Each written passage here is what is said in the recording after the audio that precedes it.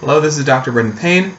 Because we had the storm closure of classes today, I still wanted you to get some of the lecture, so here's a short version of our lecture for today before the exam. I wanted to review some things from chapter 26 and a little bit on chapter 27, which we were going to talk about today. So first off, reviewing on chapter 6, India and British Empire in India. First started with the East India Company, and then in 1857 there was a great revolt or a great mutiny by Indian soldiers for the East India Company called sepoys. And they resisted for religious reasons, such as not wanting to use cow and pig fat in the cleaning of their guns, and also there were people who were of lower castes, right, lower social orders, entering the military, and also because of high taxes by the British. That was suppressed, even though it was a very serious revolt, and the British government directly now controlled India, not just through the East India Company, but direct crown rule by the Queen of England, and now Empress of India. Now, British colonization was not simply exploiting locals. That was a large part of it, but there was also the building of railroad lines, a telegraph, irrigation, but some local Indian industries did falter and fail, particularly the textile industry, for reasons we talked about earlier in chapter 24, looking at 23 and 24, dealing with the tariffs that England put up against Indian textiles. So Britain was creating an unfair, uneven trade relationship that benefited England by requiring Indians to produce cotton, but not to compete with local textile makers in England. However, the British education system that was brought to a lot of folks there in India did offer opportunities for people to get educated in England, get educated in Europe, to learn English, and enter into low levels of the Indian civil service, which was dominated by whites and effectively ruled the country of India for the Kingdom of Great Britain. The Indian National Congress was the large independence organization for India, again, made up of families of these elites that were participating in British rule, but because of their education, they were also exposed to ideas like liberalism and nationalism, some of whose ideas could be turned against colonialism itself. Meanwhile, in Southeast Asia, the Dutch had been controlling the East Indies for a long time, but the Java War from 1825 to 1830 greatly expanded Dutch control of the region. And again, educated elites are those who oppose Dutch rule, but are also necessary for the Dutch to maintain their rule. And this is the irony of imperialism in general in this neo-imperial era of the 19th century, early 20th centuries. The white imperialists need cooperation of local elites to succeed. They need collaborators. But some of those collaborators and their families, because they're educated in the West or by Westerners and have access to a lot of learning, are also learning ideas from the West that support local uprisings. They're able to use the language of their oppressors to fight colonialism. And this is true in Africa, it's true in the Middle East, it's true in India, and throughout Asia. Again, in Vietnam, the Nguyen dynasty, Nguyen, the Nguyen dynasty rules from 1802 to 1945, most of that under French rule. Because when the French sent Catholic missionaries to the country, the Nguyen dynasty fought those missionaries and killed off thousands of converts. And the French then invaded in 1860, took all of Vietnam in 1885, and then all of Indochina, including the surrounding countries of Laos and Cambodia, by 1887. Meanwhile, in Thailand, you have a king who's highly, highly educated in Western arts already, and is able to play the different imperial powers off of each other, especially France, which was on its eastern border over in Vietnam and Indochina, and then Britain, which was along the Burmese border of Thailand to the west of Thailand. Also, the Philippines had been conquered by Spain. The U.S. took it over. We talked about the tactics the U.S. used in the American-Filipino War from 1898 to 1902, using concentration camps, using the water cure, which is the early version of waterboarding, and how so many Filipinos died. I used the figure 200,000 Filipino civilians died, In fact, many historians use that as a very low-end estimate. So I'm being very conservative, very limited in the numbers I'm using. Some estimate as many as 1 million Filipino civilians died in that 5-year conflict between the U.S. and the Philippines. Now, the U.S., after it subdued the rebels, did institute some forms of democratic government in the Philippines, which eventually matured over time, and the Philippines was eventually granted independence by the U.S. in 1947, after World War II. Nevertheless, the Filipinos were aspiring to independence before that. We also talked about China. Their big decline in power is from opium importation from British India, particularly Afghanistan, which was in the northern part of Greater India under Britain. And China was losing money. It was losing the health of its citizens, especially its elite classes. And so China burned 20,000 crates of opium in one of its ports. The British responded with the Opium War, the First Opium War, 1839 to 1842, which imposed 2 basic conditions. First, free trade in a number of ports, and extraterritoriality. Even when a British citizen goes into Chinese territory, that person is not bound by the laws of the land. They're bound by laws beyond that land. They're only liable to British law, which obviously creates some problems. You're literally saying that a British person is superior to the law of the land, which takes away the sovereignty or effective rule of Chinese government officials over their own country, which is, of course, implying white privilege and white supremacy as a system. And there's a second Opium War, France and Britain, 1859 to 1860, essentially increases the amount of free trade available to European powers, especially Britain and France, and expands the number of people affected by extraterritoriality. Meanwhile, you have a number of rebellions. The Taiping Rebellion, which results in 20 million dead in the 1850s and 60s. The self-strengthening movement is an attempt for China to regain control of its destiny. Limited success in industrializing parts of China, in building railroads in China, but largely China is still controlled by outside forces, particularly Europeans, Western Europeans, Russians, and Japanese imperialists.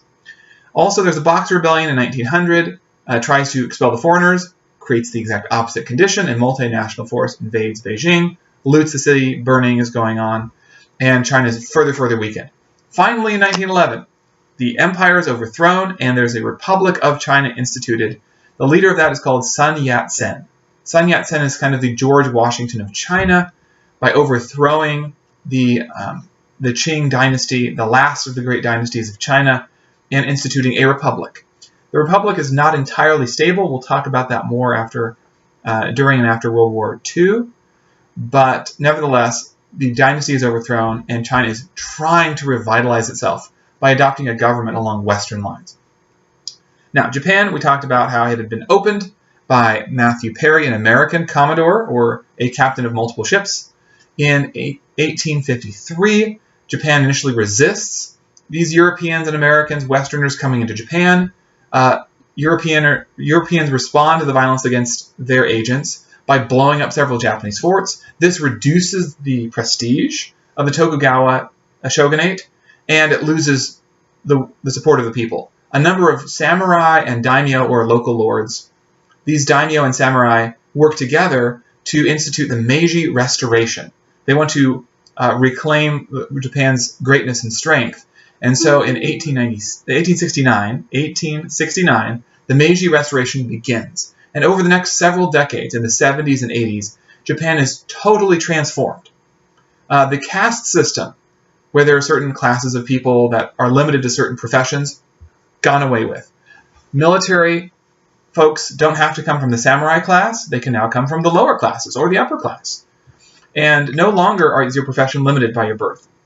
So the caste system's done away with. They adopt modern military and police strategies, public education, government investment into major businesses called the zaibatsu, among whom are the predecessors of a lot of big Japanese companies today.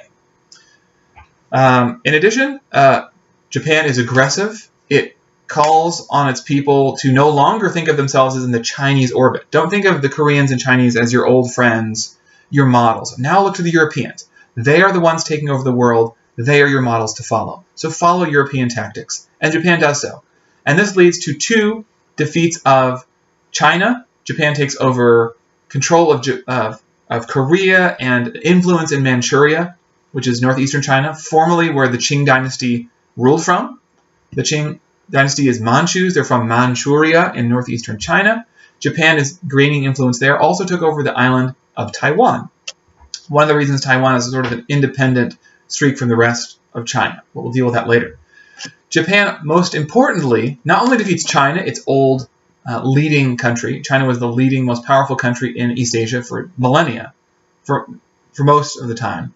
But also we have Japan defeating Russia in the Russo-Japanese War in 1905, decisively defeating Russia on land and on sea, devastating Russia's fleets, both its Pacific fleet and then Russia brings its Atlantic fleet around the world to fight Japan. Boom, it gets blown up by the Japanese. So Russia is navally crushed and militarily defeated on land as well. And people realize it's not just Europe and the United States that are the leading powers. Japan is an empire that can fight with the best of them and is a force to be reckoned with.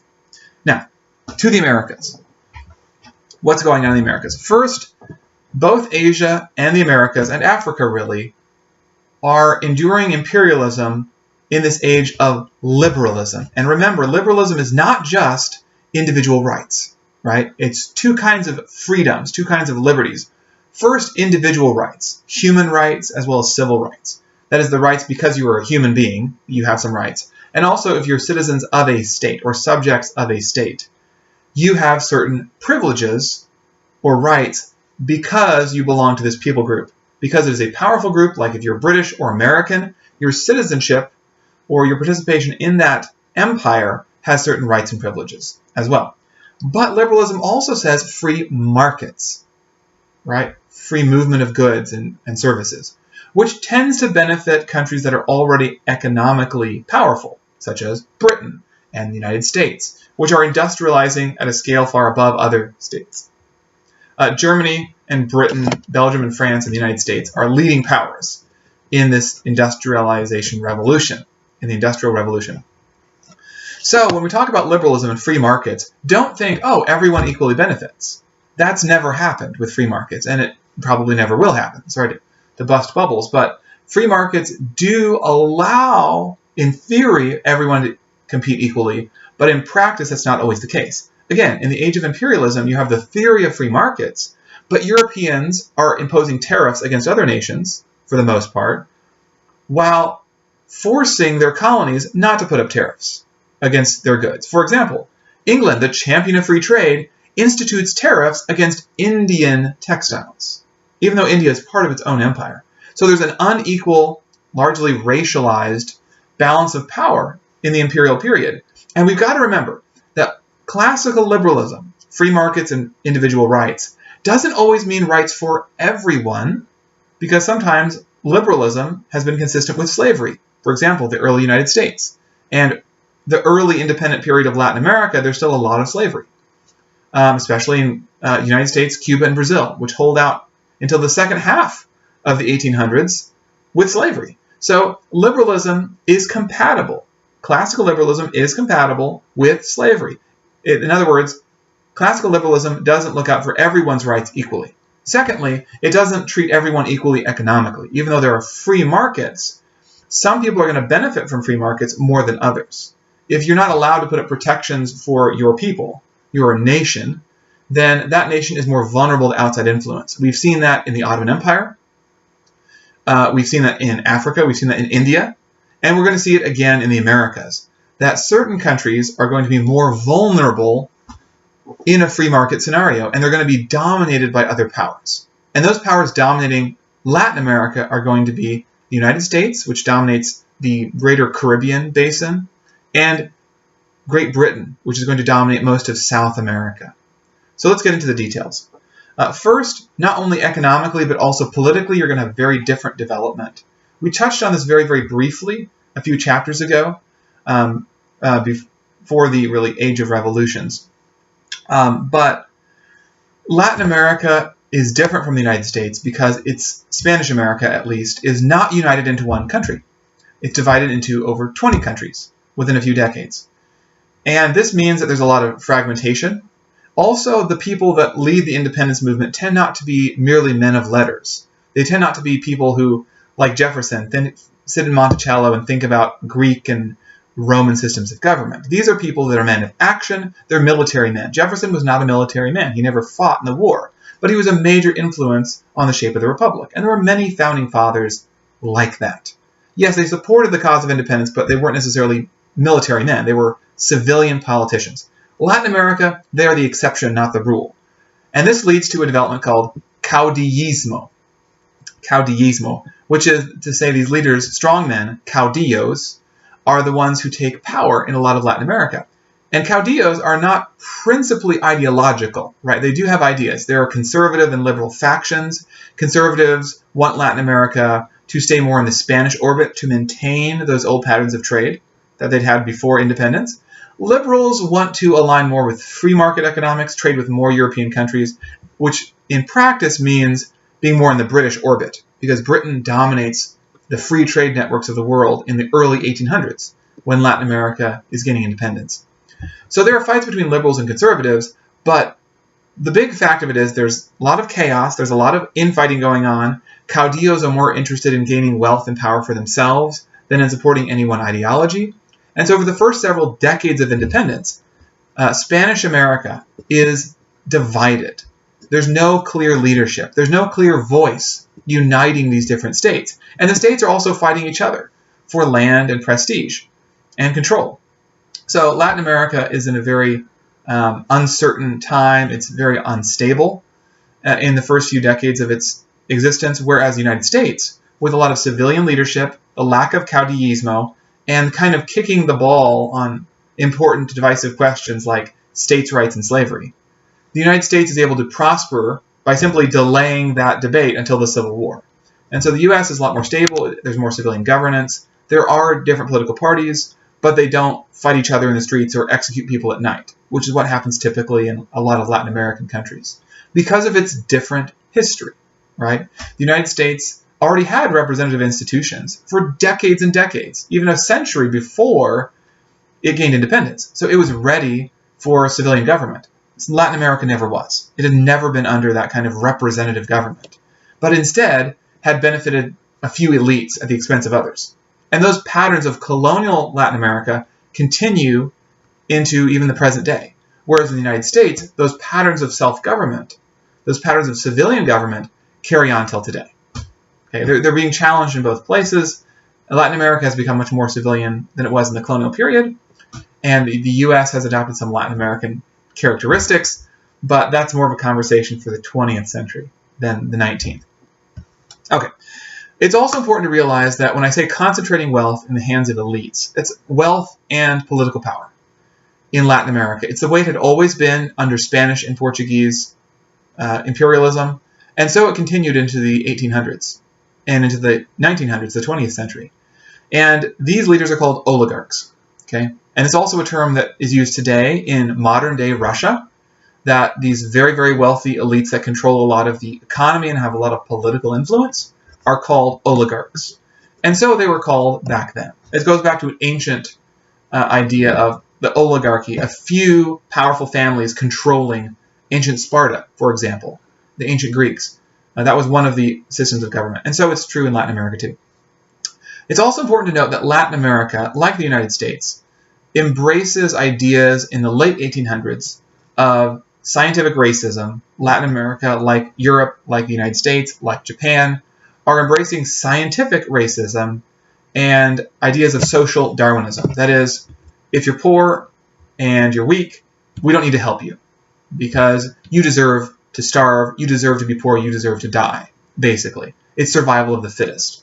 And that social Darwinism ideal is very, very popular in Latin America among the elites who run the countries, most of whom happen to have, you guessed it, European ancestry. So even though Latin America is independent, there's still the same kind of racial hierarchy there, even today, to some extent. But certainly in the early independence period in the 19th century, there's clear racial dominance by whites and lighter-skinned people and darker-skinned people, Indians, people of African descent, are discriminated against. Now, like in the United States, in the North, before and after the Civil War, there's still racism. There's discrimination against people of color. That is, people of African descent, American Indians. But it's unofficial. It's not in law. In the U.S. South, after the Civil War, there's going to be Jim Crow laws, which are actually putting in law this norm of racial discrimination. And that's going to be more like what you'll see in, say, South Africa, where there's apartheid, which is kind of like Jim Crow for South Africa. But in Latin America and in the U.S. North, racial discrimination is going to be implicit, it's going to be assumed, it's going to be social, it's not going to be in law, okay, in the same way. Now, let's first talk about how the United States gets to that Civil War, comparing U.S. to Mexico. So the U.S. has this idea in the 1840s in particular of manifest destiny. Not only is the U.S. claiming lots of land in the West, but it's also, there's this idea among Democrats and Whig, the two major parties at the time, there's a thought among many white Americans that it is their manifest destiny, it is their God-given, revealed right and fate to occupy the whole North American continent. So a lot of not all of Americans, but many in both political parties are thinking about, we'll invade Canada, we'll invade Mexico, we'll take over islands in the Caribbean, and it's our destiny to just expand and take all this land over. The same kind of thinking that's animating Europeans in the scramble for Africa and the scramble for Asian colonies. You know, we've got to conquer this land because it's our God-given destiny to Christianize and civilize, right? Same kind of normative here. Now, the U.S. is pretty united, as we talked about, in its goals because it's punting the issue of slavery and states' rights for decades later until the Civil War. So the U.S. gains a lot of power before that issue is resolved. Mexico is very divided, like the rest of Latin America, between liberals and conservatives. Some people want a monarchy, other people want a republic. And because this fighting is going on, it creates a lot of anxiety for Mexican society, a lot of instability. In this instability, a number of settlers, mostly from the U.S., come to the Mexican state of Texas, Tejas, and eventually in 1836 declare independence, win their independence after the battles of the Alamo, Goliad, and San Jacinto being the decisive big battle for Texas. So Texas gains functional independence. 9 years later, in 1945, the U.S. wants to annex Mexico, or Mexico's territory of Texas, the independent republic now. Mexico says, no, that's still our territory, you can't do that. The U.S. disagrees, annexes Mexico, and the president, James K. Polk, basically incites a war against Mexico. He kind of baits Mexican troops into attacking U.S. troops in this disputed territory between Texas and Mexico. And so then he says, American blood is spilt on American soil, call up the troops, we're going to invade Mexico. And after 2 years of fighting, the U.S. finally succeeds, walks into Mexico City, and signs this treaty, the Treaty of Guadalupe Hidalgo. The Treaty of Guadalupe Hidalgo is the treaty that signs over not only Texas, all of the claimed disputed land that Texas wanted to the United States, but everything between Texas and California, all the way to the West Coast. Okay? And all of that land is given to the United States in this treaty for a small, paltry sum of a few $1 million. Okay? So it's a bargain buy for the U.S. And then Mexico gets some money to repair its military. Now, this is important because although your textbook doesn't talk about it, this decision of the U.S. to fight for Texas against Mexico expands Southern territory. And there had been a compromise before that, the Missouri Compromise, where the U.S. says the Northern territories, they're going to be free. Southern territories are going to be slave. But what happened when they made that compromise is there wasn't much Southern territory left. There was a lot of Northern territory left for colonization or for settlement for whites. So what happens now is the battle about slavery is continued. Now slavery might go on just as long as the free states are expanding. So in a way, the expansion of the United States, while it strengthened the U.S. long term, ignited the slave issue again and made it much more urgent for American leaders to resolve now this question of slavery. We can't punt it into the future anymore.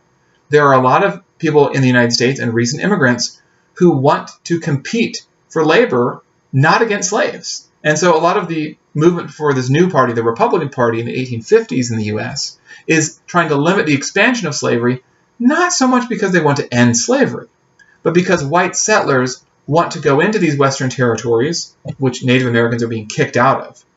They want to occupy these new territories without competing with slave labor. That's the concern of most whites in the North who are against slavery. They want free men, free labor. Not necessarily are they concerned about freeing slaves. Some of them are abolitionists, but most are really concerned about economic competition, and they don't want to be competing against slave peoples. So, as the U.S. is about to sort its problems out in the Civil War, Mexico is sorting out its problems too. Ironically, the Mexican-American War really helped to unite Mexicans against the United States. And also, Mexicans realized they needed to reform their society along more European lines. So there's this La Reforma, this effort in the 1850s, while the U.S. is worrying about slavery and preparing for a civil war. In Mexico, to the south, there is more concern with liberal reforms. That is, taking away the privileges of military caudillos, military leaders, taking away the privileges of the Roman Catholic Church, which had been the established state church. And liberals want freedom of religion as well as freedom of markets. And so the Catholic Church and many conservatives, caudillos around the country, are very upset about these reforms, and there is a conservative reaction, a civil war, two civil wars. First, there is a war, the Wars of Reform, against these reform laws in the 1857 to 1861, and then a full-blown civil war from 1862 to 1867. And after the liberals win the first war, conservatives decide, in order to preserve the powers of the Catholic Church, in order to preserve their conservative values, they invite a foreign power. Napoleon III, who is then emperor of the Second French Empire, sends troops under one of his relatives, an Austrian archduke called Maximilian, to become emperor of Mexico. So this French army backs this Austrian guy to be emperor of Mexico in the 1860s. The liberals fight against this and eventually win. And the celebration of the Cinco de Mayo, the 5th of May, is a celebration of a victory of the liberals against the conservatives that are with the French foreign forces backing Maximilian in Mexico. So there you go. Now, the kind of Lincoln figure in this Mexican Civil War is Benito Juarez. He's a liberal leader. He's also a person of Native American ancestry. He's American Indian.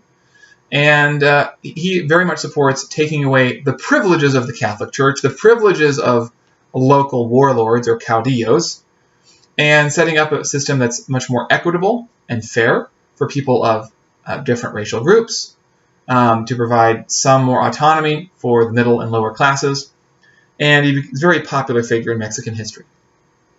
Now, going further south to Brazil, that's the exception to the rule. It's not part of Spanish America. It's part of the Portuguese colonies. And it's united because the son of the Portuguese king is left behind to be the emperor of Brazil. And that's Pedro I. Eventually, he's pretty incompetent, so his son takes over in the 1830s. And his son rules from 1830s all the way till the 1880s, to a ripe old age. And then, finally, there's a republic established in 1889. But like much of Latin America, Brazil is a great example. Yes, it has a liberal constitution, there's limited powers for the emperor, but they're economically dependent on Britain. Why? Britain has the most powerful navy in the world. Britain is the one willing to finance these republics against Portuguese and Spanish control. And it's the only one that is willing and able to finance their desires for railroads, for telegraph lines, for modernization in all sorts of ways, which is expensive to modernize. And so there are a lot of uneven and unequal loans given to Brazil and other countries in South America, which has their economically dependent upon Britain, much like, say, Egypt became economically dependent on Britain. And so eventually the British were able to take over the country because Egypt was unable or unwilling to pay back its loans. And so Latin America gets in these debt spirals. even though they're doing reasonably well economically, they're still beholden to a foreign power. No longer as a political allegiance in an empire, but economic ties. And this is called neo-colonialism. Right? Neo-colonialism means you are dependent upon another power economically, even though politically, technically, you are independent. But in fact, in terms of money, you are not free. Even though you have liberal policies, free markets, you are still totally tied to another power, and they can call the shots for you in more ways than you'd like. Now, there's also slavery in Latin America after the Wars of Independence, and there's two ways that slavery persists in Latin America or begins to die out. So first, slavery is used largely to produce raw materials and then export those raw materials to Britain. This is another reason why there's neo-colonialism, right? Latin America produces the raw materials. England and other European powers refine those into manufactured goods and sells them back at a higher rate. So there's no economic independence. It's interdependence, but really dependence upon the power that you're giving raw materials to, and they're giving you refined goods back at a higher price. So both in terms of your import-exports ratio and in terms of your loans, you're independent. You're becoming dependent on a foreign power, even though politically you are free, officially. Now, slaves are used in producing raw materials, particularly agricultural goods, cotton in the U.S. South, but other kind of goods elsewhere. But you also have a lot of people in port cities as well. Port cities are thronged with slaves, lots of slaves in there. And of course, there's a lot of sexual exploitation of female slaves in the U.S. and also elsewhere. Rape is a very common occurrence if you're a female slave. It's a part of the power dynamic of slavery. Now, two ways that slaves become free. First, free womb laws. Partly because of personal relationships between masters and slaves, and also because of laws that want to gradually reduce slavery without immediately freeing all the slaves. Free womb laws say if you're a slave woman and you have a child, your child will be free. Now, in practice, sometimes slave children were apprenticed. They were forced to do some work for slave masters as if they were kind of quasi-slaves or semi-slaves. And then when they become adults, then they can go and do what they want. But free womb laws are ways of very gradually reducing slavery. There's also the second way, which is manumission, which is basically emancipating slaves immediately. And manumission usually happened during the Wars of Independence and later on in these conflicts between conservatives and liberals and caudillos, where sides really had to get military support. So they said, okay, you're a slave, but if you fight for me, we'll give you your freedom. And that was a very effective way for slaves to get freedom, is being promised in exchange for military support. And that's largely how slaves got their freedom in Latin America, so that by the 1850s, between free womb laws and manumission, you have the end of slavery in Spanish mainland South America, and in Mexico too. Nevertheless, there's persistence of slavery in the U.S. South that doesn't end until the U.S. Civil War, where you have the Emancipation Proclamation by Lincoln, which says, when we beat the southern states, which we will, those slaves will be freed, but not all the slaves everywhere. In the loyal Union states, the Emancipation Proclamation did not free any slaves. And again, the proclamation said, we will free slaves. It didn't actually free a whole lot of people. It just said, we will free later. Secondly, you have the 13th Amendment to the U.S. Constitution in 1865. If you ever see the movie Lincoln, directed by Steven Spielberg, Lincoln is played by Daniel Day-Lewis. It's a great film. Very intense, but depicts how the 13th Amendment got passed through Congress and then was ratified by the states later. So that ends slavery or slave-like conditions, except as punishment for a crime, which is, there's still kind of virtual slavery for prisoners in this country, but that's another issue. There's lots of documentaries and books about that. But slavery, just because of your race, is no longer accepted. And the United States Union forces not only said no more slavery, but essentially occupied large parts of the South with military force for more than a decade.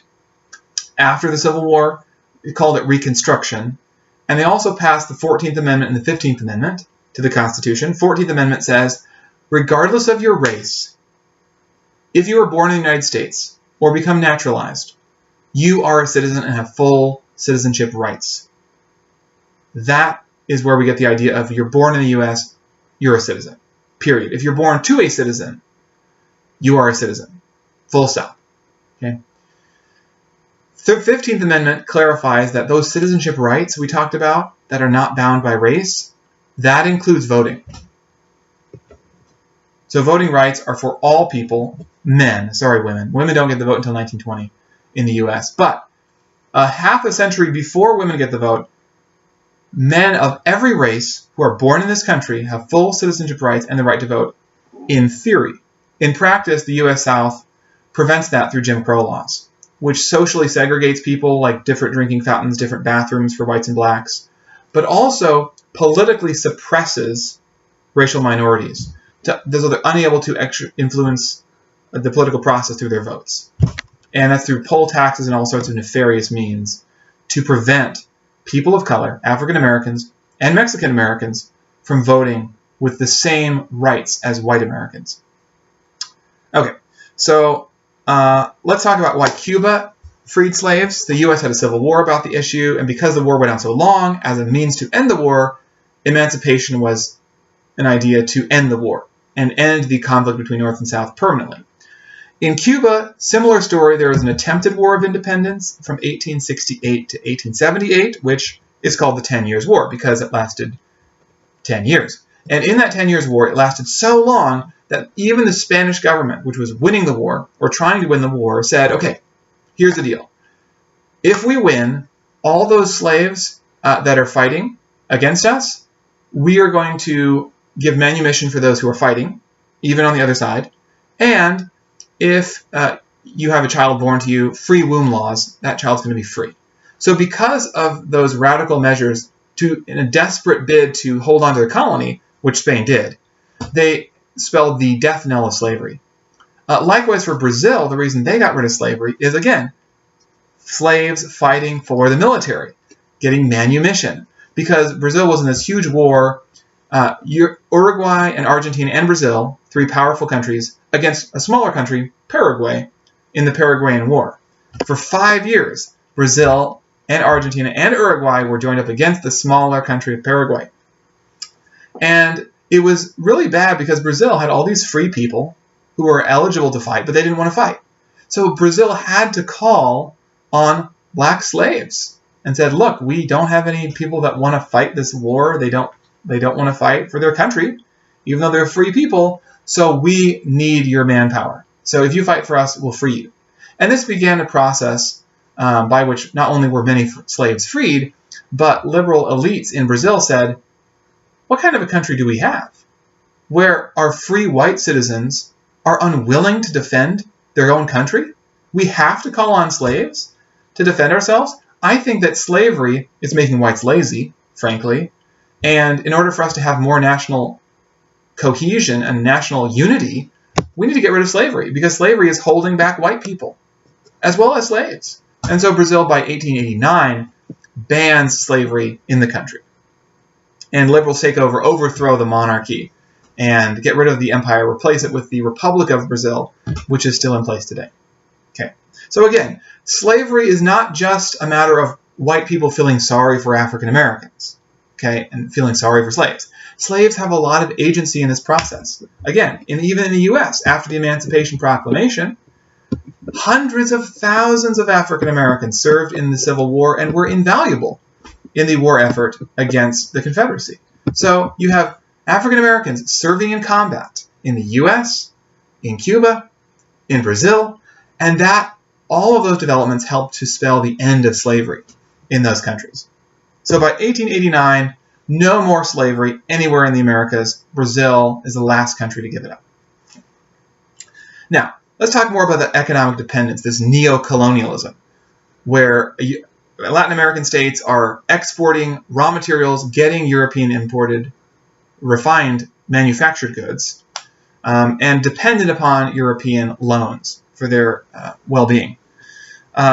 Again, it's tough to get foreign investment until the late 1800s because there's so much infighting between conservatives and liberals in Latin America between different caudillos and different factions.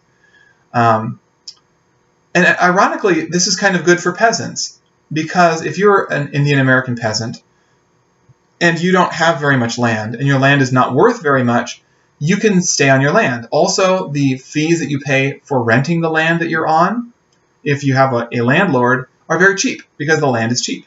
So even though it's really bad for national unity and their overall economy, the poorest people in society are actually doing better during this time of civil strife and conflict, when the economy is not integrated into the global economy, than when it is. And when it becomes integrated into the global economy, when they start to stabilize, when there's a consensus of which faction is controlling the country long term, all of a sudden this country's stable, foreign investment starts pouring in, and that means the economy becomes more integrated into this neo-colonial economy where they're exporting a certain kind of raw material. So, Argentina exports a lot of beef and grain, whereas in Brazil and in Central America, it's coffee and bananas, right?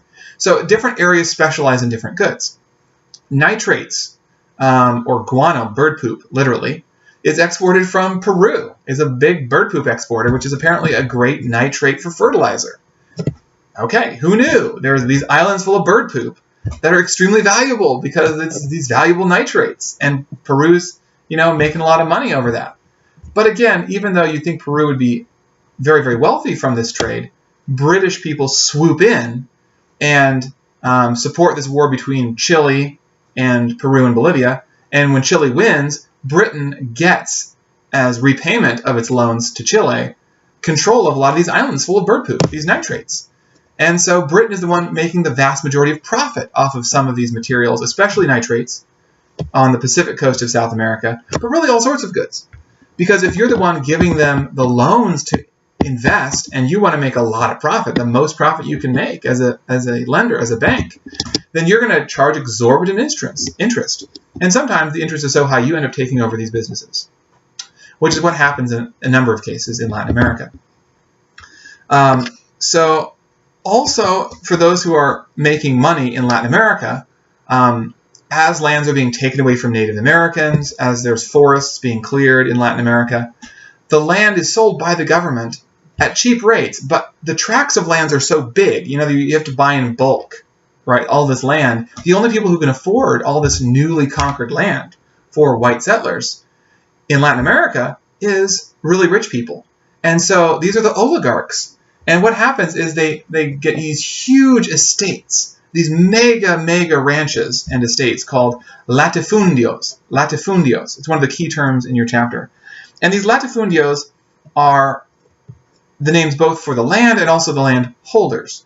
And these latifundio families have, in 381 people, 381 people in all of Latin America own 20 million acres of land in Latin America. And these are the most powerful of the latifundios, the most powerful of these big land-holding families. And that, of course, accelerates and continues this trend in Latin American history of where the rich get richer and the poor go nowhere. Okay. Also, you have, again, a lot of this land taken from peasants, a lot of whom are from Indian ancestry, and American Indians and peasants are just hammered by the late 19th century developments. As land gets more expensive in Latin America, then there's more incentive to steal that land from peasants, essentially steal the land from peasants, and sell it off to foreigners, or to use it to sell it for investments in machinery and new industries.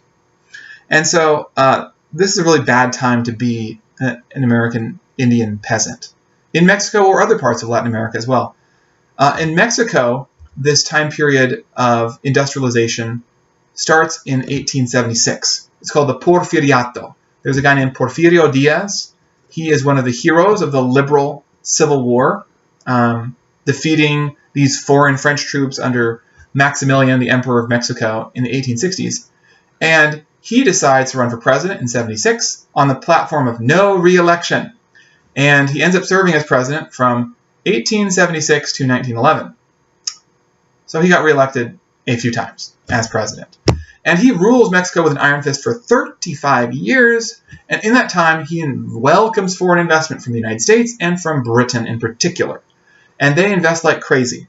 And as a result, land values go up. Some of that gets sold to foreigners. And by the end of the century, 80% of peasants in Mexico have no land. They're being hard hit by this. But vast swaths of Mexican land is owned by foreigners now. So again, there are elites in Mexico that are doing very well with their latifundios, with their investments in industry and exports. But by and large, it is foreigners who are benefiting the most from Mexico and from Latin America. And yes, Mexico now has railroads. And yes, they now have modern cities. But it's at a great cost. Okay. Meanwhile, you have the Mexican Revolution, which starts at the end of the Porfiriato in 1910. A guy named Francisco I. Madero. Francisco Madero, he's the one who challenges the Porfiriato. He is basically, he loses a rigged election. He says this election is rigged. He leads a revolution. And lots of other people rise up against Porfirio Diaz. And Diaz decides, I'm going to leave this country. This is too dangerous for me. He retires in luxury abroad. And he says, well, now that I'm gone, good luck. Because there's no way you're going to be able to unite all the forces that were against me. And it's true. The revolution lasts from 1910 to 1920. There are various factions. But the two main factions in the revolution are the people that would support people like Francisco Madero. The constitutionalists, right? They want to have a constitution that's different. But they don't really want radical economic change. They really just want the middle class to share the wealth more broadly, to share the benefits of Western investment more broadly. They don't so much want to empower peasants very much. But the peasants in South Mexico form this Plan de Ayala, the Plan de Ayala. And this is basically a plan to return land to peasants, to give them more rights, economic opportunity, give them a chance to participate in the economic world, not just have their land taken from them and sold to rich latifundios. That's not fair. And so a number of groups support the Plan de Ayala, particularly the Zapatistas. Zapatistas follow this guy named Emilio Zapata, Z-A-P-A-T-A, Zapata. And Zapata is kind of the one pure-hearted, beloved hero of the Mexican Revolution. He dies in the revolution when he's tricked by an enemy faction to come for peace talks, and they shoot him in the back. But Zapata, this peasant, right, and the true defender of peasants, is not looking out for his own personal glory, unlike most of the revolutionaries. He really just wants to see the Plan de Ayala succeed. He wants peasants to get land and rights, economic opportunity for the poorest in that country, not so that they can make it rich, but so that they can survive and thrive in a system of increasing wealth concentration for the upper class, right? And so there are other groups that take up the Zapatista banner. For example, Pancho Villa in the north of Mexico, also officially, he's really a selfish guy looking out for his own interests, but in lip service, he supports the Plan de Ayala. And so basically you have the pro-peasant factions versus the constitutionalists, and the constitutionalists end up winning, the more moderate or conservative faction in the war. However, in 1917, when they do make a new constitution, there are Zapatistas there, Pancho Villa is there, the constitutionalists are obviously there, and both sides get a little bit of something. So there is a new constitution in Mexico, but it is rather radical, considering that it is a written constitution in the Americas.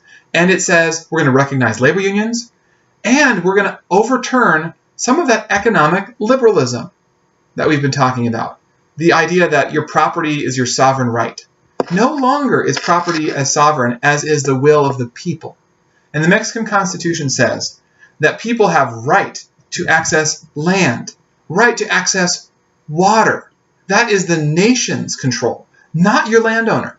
They do not have sole and sovereign control over their land and over the water that they possess. That is the property of the Mexican people. And the government has the right to expropriate, to take over your land for public good. And yes, foreign investment.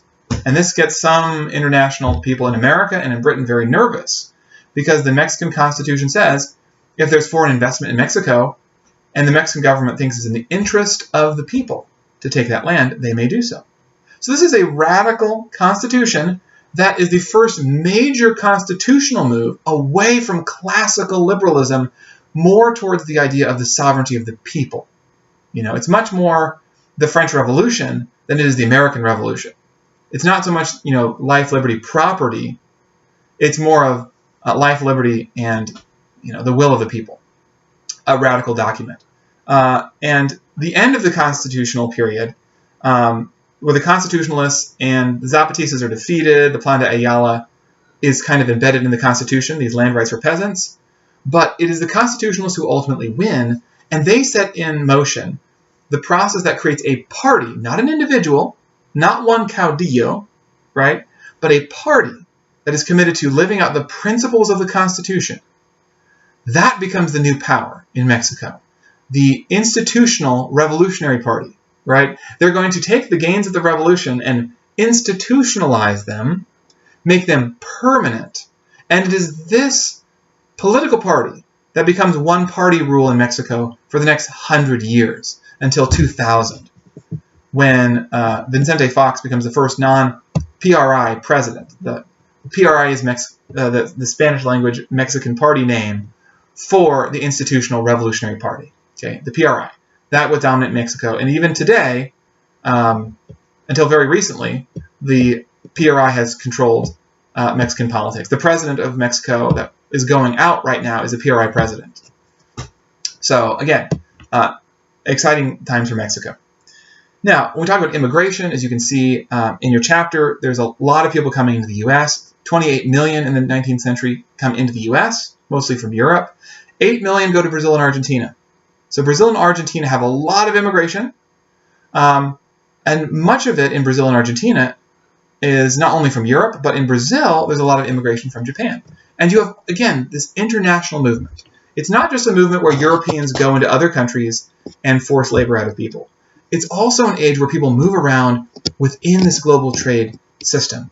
And there's a lot of Japanese immigrants, first to the U.S., and then when the U.S. wants to exclude them in the Great White Walls, excluding Japanese and Chinese immigration, a lot of Japanese immigrants go to Brazil and other parts of South America. And you also have people from India moving into parts of the Caribbean under indentured servitude. You work for a few years, then you get your freedom to work however you'd like. You have people of African ancestry and Chinese ancestry working on railroads throughout Latin America. So you have a lot of movement of different people groups from East Asia, from South Asia, coming in to Latin America, and movement within Latin America from the Caribbean to the mainland. So all this movement of people is really important, but it's also worthwhile to know that in some countries, especially Uruguay and Argentina, there's an explicit effort to call for superior races to come into their countries, which is why Argentina today and Uruguay today are very, very white, even for Latin America. And an Argentine who supports these kind of ideas is Juan Bautista Alberdi, and he's a huge figure in Argentine immigration history because he's the mastermind behind these laws in the 1850s to bring in lots of Europeans, because we want the best kind of immigrants to come in and take possession of this land. So displacing Native Americans, displacing indigenous peoples, marginalizing African and people of African ancestry, Black Americans, and giving more prominence and opportunity to white immigrants and to people of European ancestry. A trend that continues to some extent today in Latin America. But nevertheless, there's a lot of change and movement in immigration.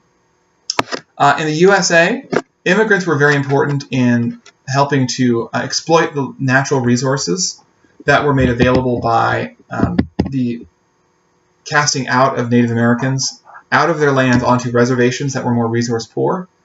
And that allowed white Americans to exploit those resources to collect gold, iron, copper, and other resources, other minerals, to transition land from grazing to wild grazing to enclosed cattle ranches or farms with irrigation, water coming in from nearby streams. The transformation of the land into this very productive period is very important. Also, a lot of immigrants not only going out west to mine and farm, but also in factories, in particularly the U.S. North. which was very much the industrial capital of the United States at this time period. Nevertheless, there is a concern about immigration, particularly from Asia, again, the Great White Walls, and there's a lot of unionization that's attempted in the United States. There's some pretty horrific labor conditions in the U.S. Again, tens of thousands of people dying on the job in factories and in railroads in the U.S. over several decades in the late 1800s. And these horrific conditions lead to some labor laws eventually by the early 1900s and unionization, which was considered a very radical idea, but becomes increasingly accepted by the time we get to the early 20th century U.S. Canada's also doing lots of things in this time period. Millions of immigrants there as well. Canada becomes a distinctive kind of country in 1867, the Dominion of Canada, still within the British Empire. And a lot of immigrants mostly from Europe and the United States. And both the U.S. and Canada consolidate their holds over East and West with transcontinental railroads, railroads that cross the continent, hence transcontinental. The American Empire, we've already talked about the Philippines. Suffice to say that the American Empire grows internationally into the Philippines, Cuba and Guantanamo Bay, Puerto Rico, in part because the U.S. frontier going west was closed by 1890. The Transcontinental Railroad had been completed in 1869, and Americans felt that they needed to expand. Much like Europeans said, either you're expanding or you're shrinking. You must expand if you're going to succeed in this world that's dependent upon having strategic ports to defend your empire against other empires.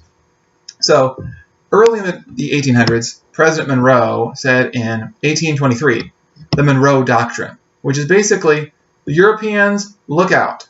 We're going to look out for these Latin American countries who are now independent, and if you try to recolonize them and make them political colonies, look out, because we're coming for you.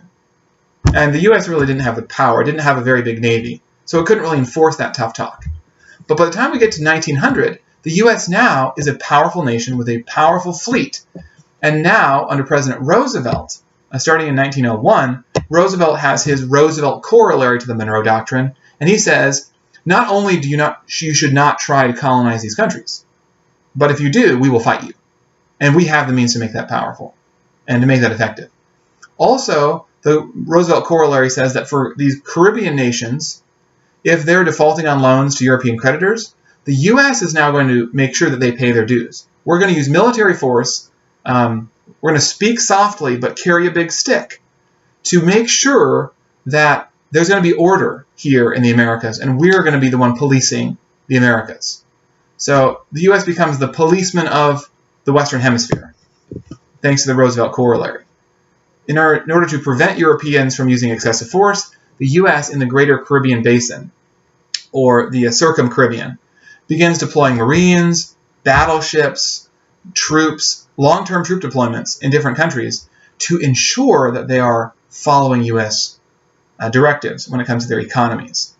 And if they're falling behind in their loans, the U.S. will deploy troops and collect the money for them and take money from that country until they've paid up to the last dime. So this is very much like imperialism, but not quite, because it's not politically taking over the country. Officially, it's only intervening to get money and then pulling out and then putting troops back in and then recalling them. Now, it's also worthwhile noting your book goes extensively into details about this, but when the U.S. fought against Spain because one of its battleships, the USS Maine, blew up, apparently it was just a boiler failure, but they thought it was the Spanish, and went to war against the Spaniards, took Cuba, made it independent. Puerto Rico becomes a U.S. dependency. Philippines becomes a U.S. territory. But Cuba was not really independent. Cuba was invaded by U.S. troops several times over the next few decades into the 1920s and 30s. And there was a lot of racism in the U.S.'s policies in Puerto Rico and Cuba, and I direct you to the book to read about those examples. But honestly, before the U.S. intervened, Cuba looked like it was going to succeed in its fight for independence, and there were a lot more African-descended peoples among the freedom fighters of Cuba than the U.S. felt comfortable with. So much like the U.S. never recognized Haiti until decades later, So the U.S. is intervening in the Caribbean in the early 20th century, in the late 19th century, in part to kind of uphold white supremacy in the Caribbean. And this is, historians have more and more been talking about this. And again, it's not just, don't believe me, read the books yourself, read the textbook, it's in there. And it's pretty intense and sobering stuff. So the U.S. came in the name of bringing liberation, but in fact tightened its own control on the area and imposed its own racial prejudices on the government of Cuba and Puerto Rico as well, even more so. So on that grim note, that's just been comparing how the American empire, so-called, developed in this time period, how Latin America is developing economically and politically. I hope you found that helpful. And again, I hope you have a great weekend and good luck preparing for your exam. Have a good weekend.